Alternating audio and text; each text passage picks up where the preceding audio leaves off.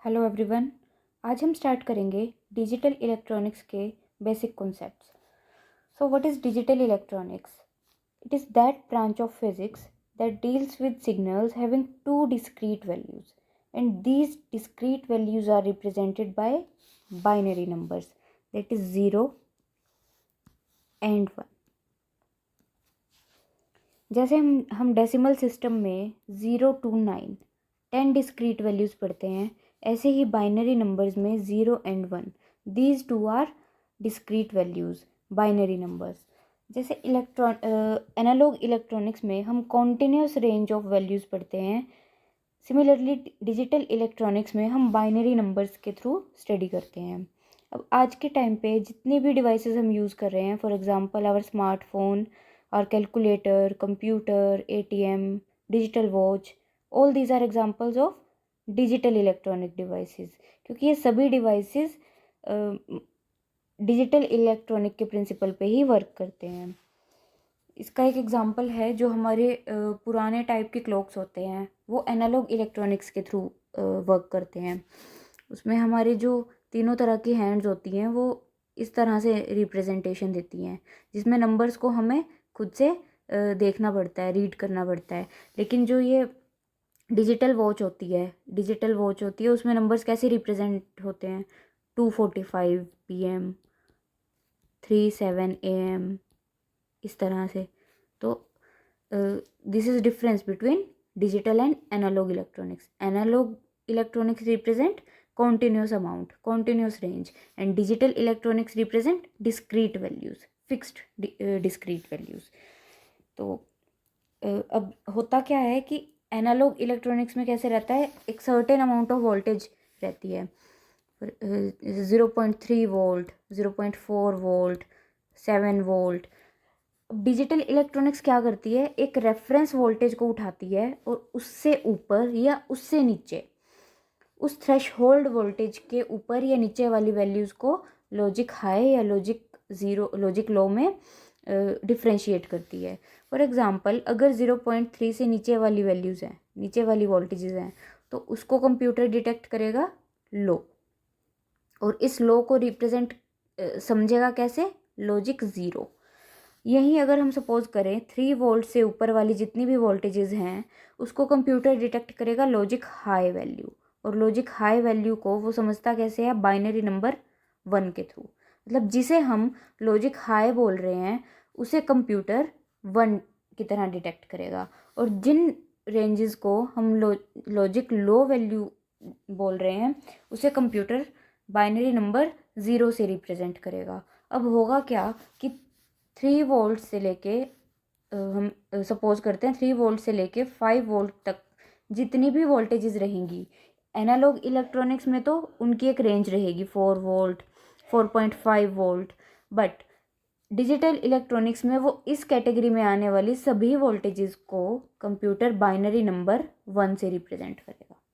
ऐसे ही 0.3 से नीचे वाली जितनी भी वोल्टेजेस हैं एनालॉग इलेक्ट्रॉनिक्स में हम उसके लिए अलग से ग्राफ बना सकते हैं, लेकिन डिजिटल इलेक्ट्रॉनिक्स में क्या रहेगा, उन सभी नीचे वाली सभी वैल्यूज़ को कंप्यूटर या जो भी इलेक्ट्रॉनिक डिवाइस है वो लॉजिक 0 समझेगा, लॉजिक 0। और इनके ग्राफ्स को हम रिप्रेजेंट कैसे करते हैं?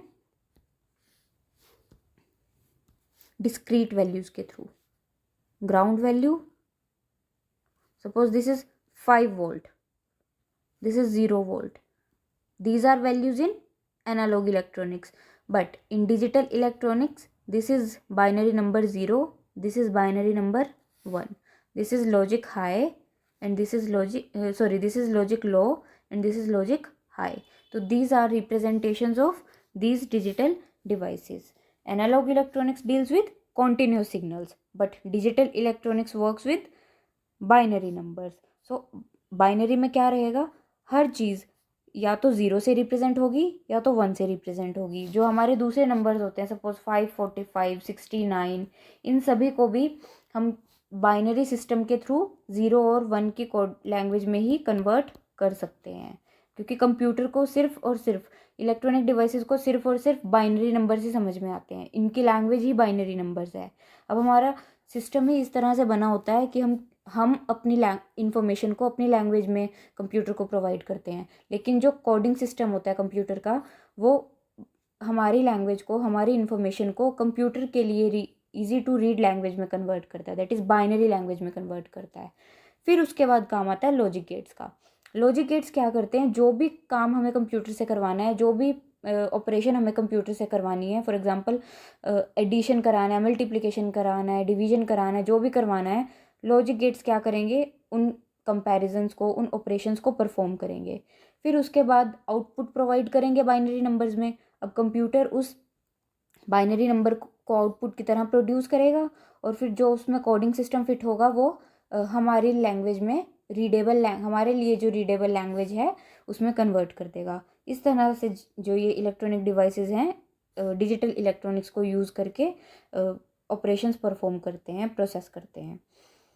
तो लॉजिक गेट्स क्या कर रहे हैं, लॉजिक गेट्स डिजिटल सिस्टम के लिए डिसीजंस लेना ईजी बना रहे हैं by applying logical rules to binary inputs. जो भी बाइनरी इनपुट्स हम उसे दे रहे हैं वहाँ से वो लॉजिकल रूल्स अप्लाई करके डिजिटल सिस्टम को ऑपरेशंस परफॉर्म करने में हेल्प करते हैं। तो लॉजिक गेट्स क्या हुए, these are the building blocks of electronic devices. Now why they are building blocks, because जितने भी इलेक्ट्रॉनिक डिवाइसेस होते हैं they are made up of millions of transistors. Transistors भी क्या होते हैं, इलेक्ट्रॉनिक डिवाइसेस होते हैं। अब ट्रांजिस्टर्स फर्दर लॉजिक गेट से मिलके बने होते हैं, they are combinations of further so many logic gates. तो लॉजिक गेट्स क्या हुए, बिल्डिंग ब्लॉक हुए डिजिटल सिस्टम्स के, डिजिटल डिवाइसेस के। हमारे जितने भी डिवाइसेस हम आज यूज़ करते हैं उन सभी को हम डिजिटल इलेक्ट्रॉनिक्स पे वर्क करता हुआ देखते हैं, और इनकी एडवांटेजेस भी हैं over analog electronics. For example जो हमारे मरकरी बेस्ड थर्मामीटर्स होते हैं उनमें हमें टेम्परेचर को नोट करना फिर भी थोड़ा सा डिफिकल्ट रहता है as compare to digital thermometers, क्योंकि डिजिटल थर्मामीटर क्या कर रहे हैं, एक डिस्क्रीट वैल्यू प्रोवाइड कर रहे हैं, 37.2, 98.4। लेकिन जो अपने मरकरी बेस्ड थर्मामीटर्स होते हैं उसमें हमें वैल्यूज़ को रीड करना थोड़ा सा कंपैरेटिवली डिफ़िकल्ट रहता है। इसीलिए हम आज ज़्यादा से ज़्यादा हमारे मॉडर्न डिवाइसेस ज़्यादा से ज़्यादा डिजिटल इलेक्ट्रॉनिक्स पे बेस्ड हैं। अब जितने भी डिजिटल डिवाइसेस होते हैं वो सभी लॉजिक गेट से मिलके बने हैं। तो लॉजिक गेट्स की बहुत ज़्यादा इंपॉर्टेंस है डिजिटल इलेक्ट्रॉनिक्स में। अब जितने भी लॉजिक गेट्स होते हैं all of them are classified into 3 categories. First one is basic logic gates. Basic logic gates वो वाले लॉजिक गेट्स होते हैं जिनको मिलाकर हम कोई भी लॉजिक गेट बना सकते हैं। These are basic fundamental gates. जितने भी बाकी तरह के कॉम्बिनेशंस हैं, जितने भी ट्रांजिस्टर्स हैं, जितने भी दूसरे इलेक्ट्रॉनिक डिवाइसेस हैं, वो सभी इन बेसिक लॉजिक गेट्स की हेल्प से बनाए जा सकते हैं। और ये तीनों लॉजिक गेट्स कौन से हैं, and gate, OR gate, note gate. इन तीनों की अपनी अपनी फर्दर ऑपरेशंस रहती हैं जिनको परफॉर्म करके इलेक्ट्रॉनिक डिवाइसेस वर्क करते हैं, आउटपुट प्रोड्यूस करते हैं। नेक्स्ट है universal logic gates. Universal logic gates है NAND gate and NOR gate. NAND gate और नोर गेट को यूनिवर्सल लॉजिक गेट्स इसलिए बोला जाता है क्योंकि नैंड गेट की हेल्प से, सिर्फ और सिर्फ नैंड गेट की हेल्प से हम एंड भी प्रोड्यूस कर सकते हैं, और भी प्रोड्यूस कर सकते हैं, नोट भी प्रोड्यूस करते हैं। सिमिलरली नोर गेट की हेल्प से, नोर गेट्स के ही कॉम्बिनेशन से हम and gate, OR gate, note gate produce कर सकते हैं। उसके बाद आते हैं दो तरह के हमारे पास होते हैं special logic gates, which are XOR gate and XNOR gate. अब नेक्स्ट हम इन सभी लॉजिक गेट्स को के कॉन्सेप्ट्स को अच्छे से स्टडी करेंगे one by one. Now all these gates use 2 or more binary inputs to produce one output। लेकिन इनके इन तीन सभी गेट्स की ऑपरेशंस डिफरेंट डिफरेंट रहती हैं। तो एंड गेट में क्या क्राइटेरिया है कि इस गेट में आउटपुट हाई तभी रहेगी जब दोनों इनपुट्स, या अगर इनपुट्स ज़्यादा हैं तो सारी की सारी इनपुट्स हाई हो। मतलब दोनों, अगर हम दो इनपुट्स वाला एंड गेट यूज़ कर रहे हैं तो दोनों की दोनों इनपुट्स का हाई होना मैंडेटरी है। अगर एक भी इनपुट लॉजिक ज़ीरो रहेगी या लॉजिक लो रहेगी तो आउटपुट विल ऑल्सो बी लो।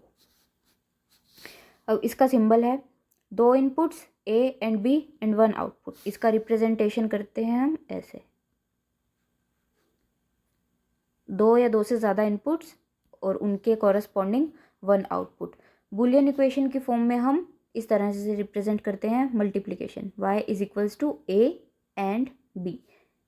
और इनका ट्रुथ टेबल है। ट्रुथ टेबल बेसिकली क्या करता है, इनपुट्स के कॉम्बिनेशंस और उनके कॉरस्पॉन्डिंग आउटपुट को रिप्रेजेंट करता है। अब अगर हमारे पास दो तरह की इनपुट्स हैं, ये दो इनपुट है ना, ए और बी, तो अब इन दो इनपुट से हम कितने कॉम्बिनेशंस बना सकते हैं? तो इसका फॉर्मूला होता है 2 raise to the power n। n means number of inputs. अगर दो इनपुट है तो 2 की power 2, that is 4 combinations will be there. Like we can see 1 combination, 2, 3, 4। अगर 3 इनपुट्स रहेंगी तो 2 की power 3, that is 8 combinations will be there. अब इन कॉम्बिनेशंस को हम बनाते कैसे हैं? अगर दो इनपुट्स हैं तो उनके कॉम्बिनेशंस को, उनके ट्रुथ टेबल को, अगर इनपुट गिवन नहीं है तो हम ऐसे बनाएंगे 2 टाइम्स 0 देन 2 टाइम्स 1, फिर 0 1 0 1। अब इनके कॉरेस्पॉन्डिंग हम आउटपुट लिख सकते हैं। फॉर एग्जांपल एंड गेट, मैंने क्या बताया कि आउटपुट हाई कब रहेगी? जब दोनों की दोनों इनपुट्स हाई होंगी, तो वो ये वाला केस है। तो इसी केस में हमें आउटपुट हाई मिलेगी, अदरवाइज 0। नेक्स्ट, अगर हमें 3 इनपुट्स के कॉम्बिनेशंस बनाने हो तो उसमें 2 raise to the power 3, that is 8 combinations मिलेंगे। उनके कॉम्बिनेशन हम कैसे लिखते हैं? 4 times 0, 4 times 1, then 2 times 0, 2 times 1, 2 times 0, 2 times 1। उसके बाद 0 1 0 1 0 1 0 1, इसी सीक्वेंस में लिखना। ठीक है, तो इस तरह से हम 8 कॉम्बिनेशंस को लिख सकते हैं और इस तरह से हम 4 कॉम्बिनेशंस को लिख सकते हैं। अब एंड गेट का रियल लाइफ एग्जांपल भी हम समझ सकते हैं। हम एटीएम्स को यूज़ करते हैं। एटीएम में क्या है कि दो कंडीशंस हैं, और our card should be valid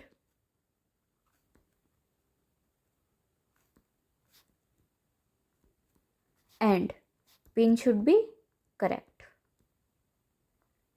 ये दोनों कंडीशंस हमारी मैंडेटरी फुलफिल होनी ही चाहिए, तभी हमें आउटपुट क्या मिलेगा? हाई मिलेगा, तभी हमारी रिक्वायरमेंट फुलफिल होगी। अगर इन दोनों कंडीशंस में से एक भी इनपुट हमारी वैलिड नहीं है तो आउटपुट विल बी 0।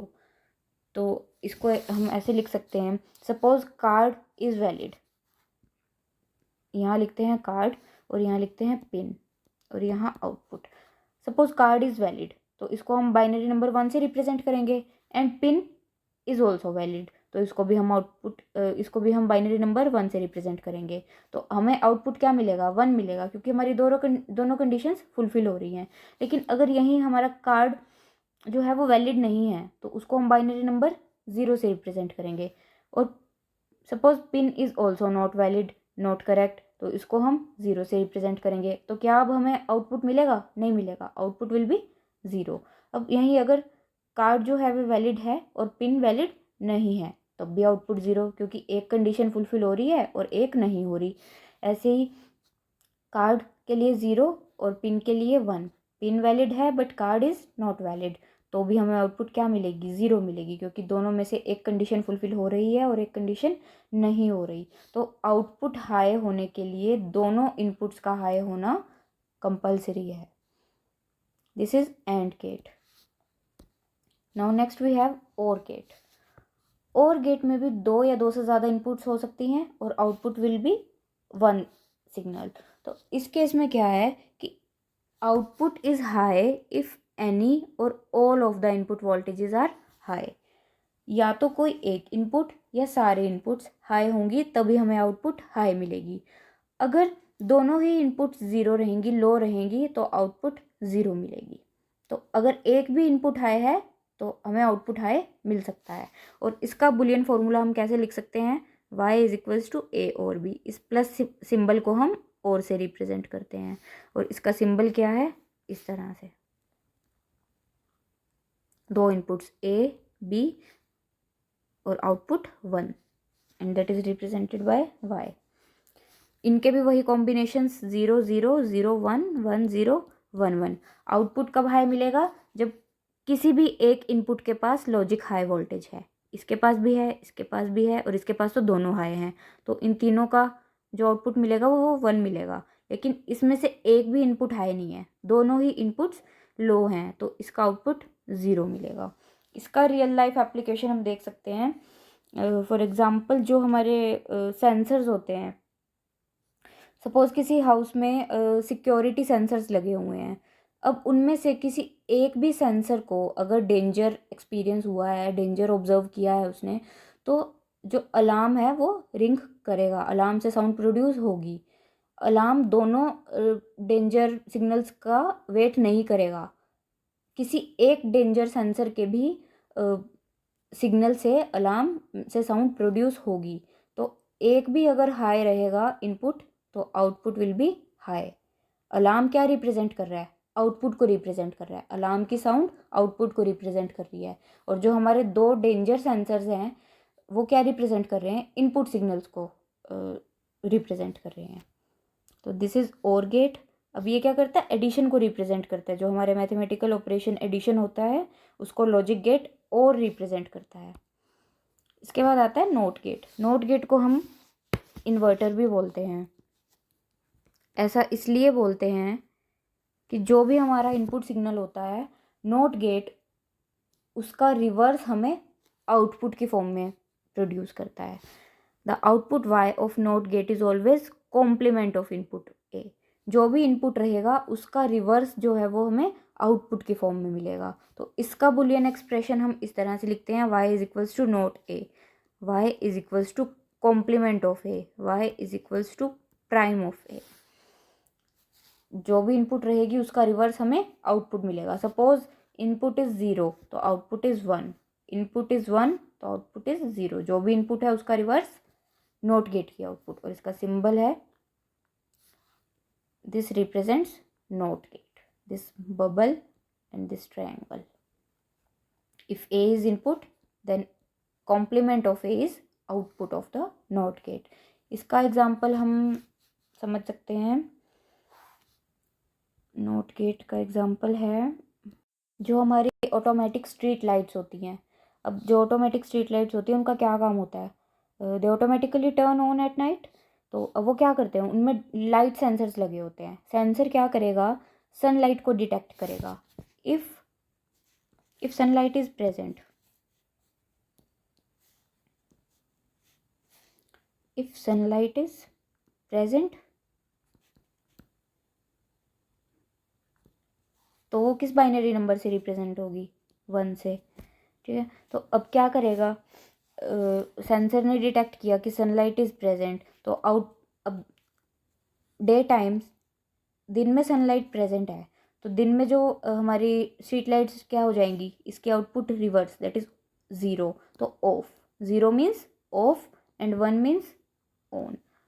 अगर दिन में सनलाइट प्रेजेंट है तो हमारे लाइट सेंसर्स क्या करेंगे? उसे डिटेक्ट करेंगे। डिटेक्ट करके हमारा नोट गेट क्या करेगा? उसके आउटपुट को रिवर्स कर देगा।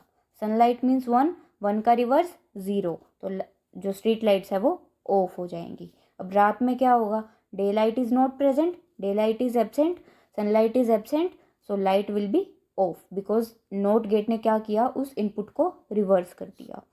तो जितने भी ये हमारे डिजिटल लॉजिक गेट्स रहते हैं इनका हम रियल लाइफ में भी एप्लीकेशंस देख सकते हैं। अब नेक्स्ट जो है वो यूनिवर्सल लॉजिक गेट्स है, उसे हम नेक्स्ट लेक्चर में पढ़ेंगे। Thank you.